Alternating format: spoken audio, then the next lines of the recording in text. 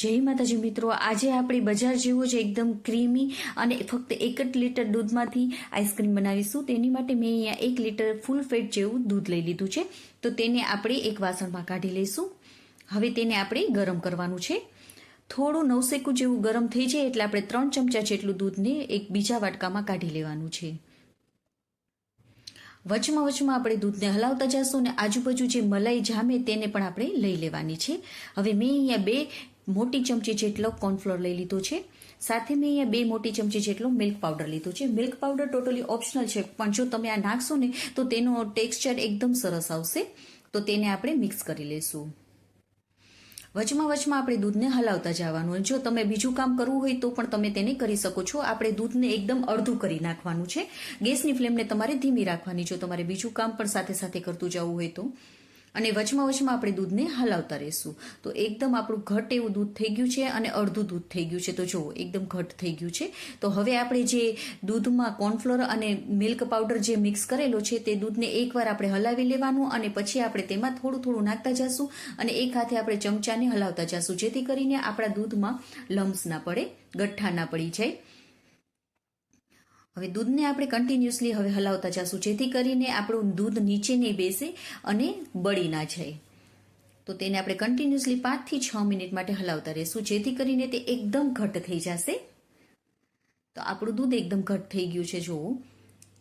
તો હવે આપણે 3/4 કપ જેટલી ખાંડને લઈ લેવાની છે. 3/4 કપ જેટલી ખાંડ લેવાની. જો તમને વધારે ગળ્યું ભાવતું હોય તો તમે વધારે પણ નાખી શકો છો. હવે 1 ચમચી જેટલી એલચીનો પાવડર નાખી દઈશું. હવે 5 થી 6 મિનિટ આપણે તેને કૂક કરી લેવાનું છે.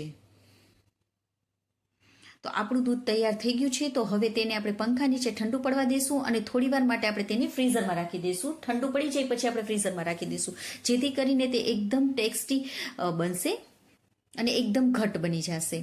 હવે મેં અહીંયા 5 જેટલા બદામ, કાજુ અને પિસ્તા લઈ લીધા છે. તો તેને પણ આપણે ઝીણા સમારી લઈશું.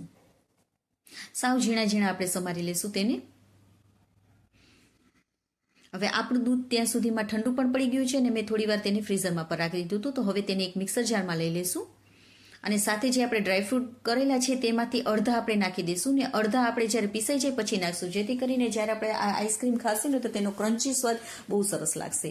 તો આપણે તેને આવું ઘટ પીસી લેવાનું છે. તો જ્યારે આપણે હતું ત્યારે ફ્રીઝરમાંથી આપણે કાઢ્યું ત્યારે થોડું ઘટ હતું, પણ જેમ તમે પીસશો ને એટલે તમારું થોડું પતલું થઈ જશે. તો હવે જે આપણે ડ્રાયફ્રૂટ વધેલા હતા તેને પણ નાખી દઈશું અને તેને મિક્સ કરી લઈશું. હવે મેં અહીંયા એરટાઈટ ડબ્બો લઈ લીધો છે પ્લાસ્ટિકનો. તમારી પાસે ગમે તે હોય તે લઈ લેવાનું. તેમાં આપણે નાખી દેવાનું છે. અને મેં અહીંયા એક દૂધની કોથળીને એકદમ સરસ રીતે ધોઈ નાખી છે અને એકદમ કોરી કરી લીધી છે. તે લઈ લેશું. તેને આવી રીતે રાખી દેશું. અને જો તમારી પાસે ફોઇલ પેપર હોય, બટર પેપર હોય તે પણ તમે લઈ શકો છો. તો આવી રીતે તમે ઢાંકી દેશો ને, જેથી કરીને એને ફ્રીઝરમાં રાખશો ને તો ઉપરથી આપણે બરફ નહીં જામે અને બિલકુલ બહાર જેવું જ એકદમ ક્રીમી ટેક્સચર તેનું આવશે. તો તેને હવે આપણે ઢાંકણું પર ઢાંકી દઈશું અને હવે ફ્રીઝરમાં આપણે 7 થી 8 કલાક માટે તેને રાખી દઈશું. કમસે કમ 7 થી 8 કલાક તો આપણે તેને રાખવાનું છે. તો મેં અહીંયા તેને 8 કલાક માટે રાખેલું હતું. તો આપણે એકવાર જોઈ લઈએ તેને. તો જો એકદમ ક્રીમી ટેક્સચર એવું બહાર જેવો જ આપણો આઈસ્ક્રીમ તૈયાર થઈ ગયો છે. તો છે ને એકદમ સરળ રીતે તમે આ બનાવી શકશો. અને આપણે જ્યારે નાનપણમાં જે આપણે કુલ્ફી ખાતા સફેદ કલરની તેવો જ આ આઈસ્ક્રીમ બને છે. તો તમને નાનપણની પણ આ ખાઈને યાદ આવી જશે. તો તમે પણ એકવાર જરૂરથી ટ્રાય કરજો. અને હા, જો તમને આ મારી રેસીપી ગમી હોય ને તો પ્લીઝ લાઇક કરજો. મારી ચેનલમાં નવા હોય તો સબસ્ક્રાઈબ કરજો. અને તમને મારી રેસીપીઓ કેવી લાગી છે તે કમેન્ટ કરીને પણ કહેજો. અને તમારા ફેમિલી અને ફ્રેન્ડ્સને શેર પણ કરજો. તો છે ને એકદમ ટેસ્ટી બહાર જેવો જ ક્રીમી ટેક્સચર એવો આપણો આઈસ્ક્રીમ તૈયાર થઈ ગયો છે. તો જો એક ચમચી લઈને પણ હું તમને બતાવું. તો છે ને એકદમ ક્રીમી એવો આપણો આઈસ્ક્રીમ તૈયાર છે. Okay friends, bye. જય માતાજી.